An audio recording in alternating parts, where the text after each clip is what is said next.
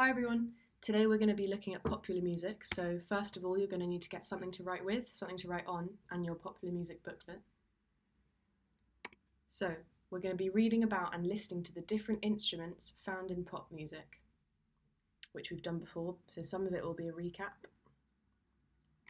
First of all, pause the video and write down all the different types of string instruments and guitars that you can find in pop music. Okay, now that you've written those down, let's see how many you got. Give yourself a tick for the ones that you got and add any that you didn't get. Electric guitars, you can get rhythm guitars and lead guitars. We'll find out what they do in a bit. Acoustic guitars we have at school, you've seen those. Bass guitars, you can tell the difference because they've got only 4 strings, not 6, and they play the bass line. And before bass guitars were invented, in earlier pop music they used double bass, and that's found a lot in jazz as well. So same thing, pause the video and write down all the different keyboard instruments that we've studied.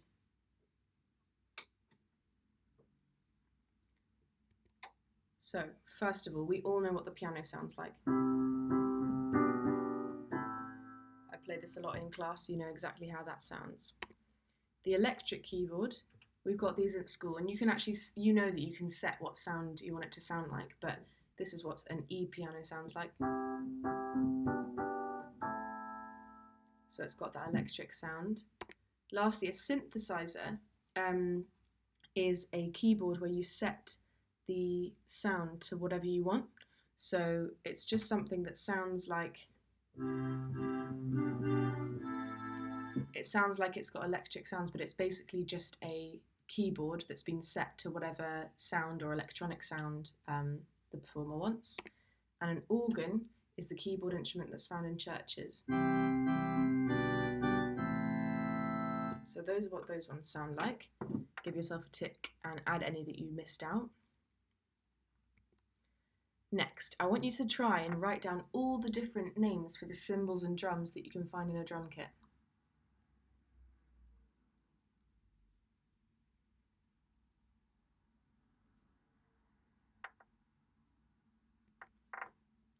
So,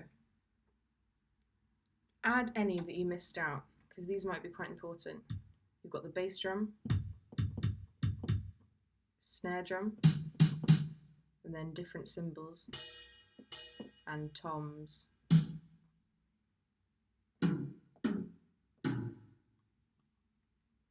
And this diagram is also in your textbook, so that'll be really useful to have a look at.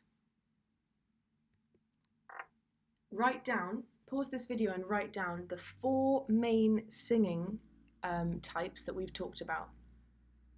I'll give you a clue, they go from high to low, and the top 2 are usually women, and the bottom 2 are usually men's voices. So, give yourself a tick and correct any that you got wrong, or fill in any gaps. It's really important that we know these 4 terms. Soprano is the name for a high female singer, and a good example of this is Ariana Grande, so you can go and listen to her singing for an example of that. An alto is a low female voice. Good example is Adele, she's got a really low voice for a woman. We know that a tenor is a high male voice, and we talked about that a lot when we were doing Killer Queen, so Freddie Mercury is a good example to listen to. And a bass is the lowest male voice, so I've given the example of Louis Armstrong here. Now, in a pop song, the main singer, the individual main singer, is known as the lead vocals, and anyone else who sings in the background and joins in with harmony in the choruses or the introductions and things are known as backing vocals. So these are the key terms we need to be thinking about and using when we're talking about the singers in pop songs. So read these pages to read about instruments and voices in your popular music pack. So pause the video and read those now. Make any notes that you'd like to.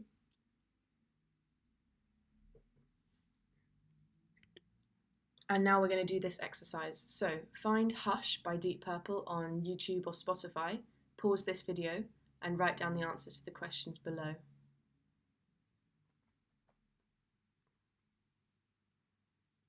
Right, now that you've done those questions, I want you to find another colour pen to be able to mark it with, and we'll go through the answers now. So at the beginning, the guitar plays chords with only the root and the fifth.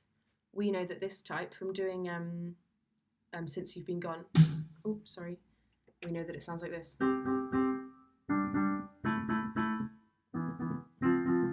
Yeah, that is called a power chord, and we did that with Since You've Been Gone. The bass guitar repeats its bass line. What is this called? We know that a repeating pattern in pop music is called a riff, and if we just add the words bass line to the front, it's a bass line riff. What kind of vocals sing the na na na na section in the introduction? We know that people who sing in the background and sing for the introductions and choruses and provide harmonies are called backing vocals.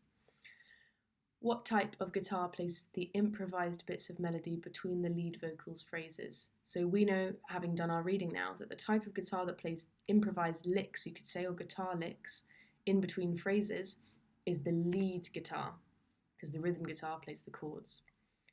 What keyboard instrument plays a solo towards the end of the song? Well, if you were listening carefully, hopefully you heard that it was this one, which we know is an organ. So give yourself a mark out of 5 there. Make sure you've corrected any mistakes. Now we need to recap music and technology and studio techniques that we looked at first of all with Killer Queen. So read page 171 to 172 now.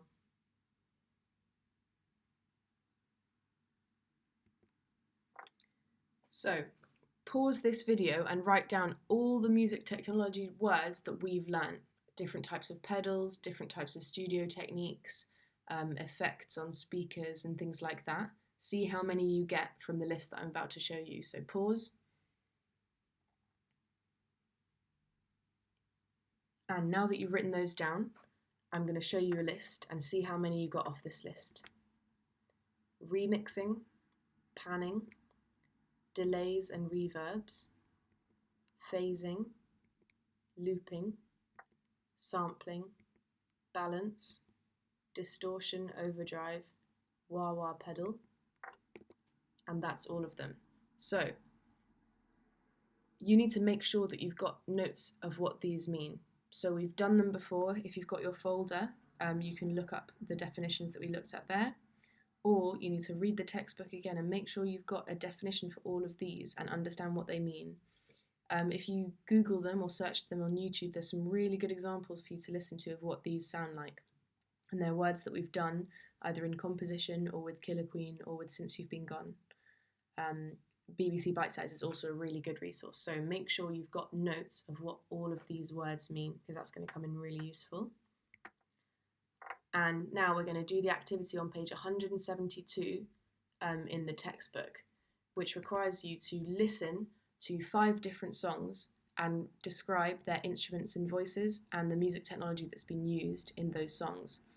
So I suggest that you do a table like the one that I've shown you on the screen right now. So this is an example for question 1. It's Good Golly Miss Molly by Little Richard.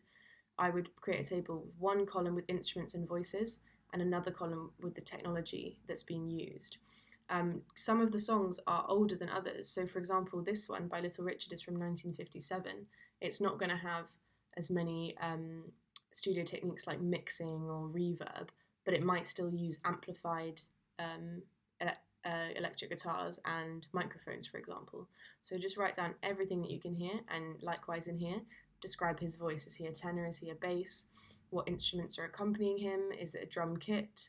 And there are 5 songs to do. I've left out the one by the Shirelles because I couldn't find a good recording of it. So I want you to do these 5 songs, and the answers will be uploaded in a PDF to show my homework.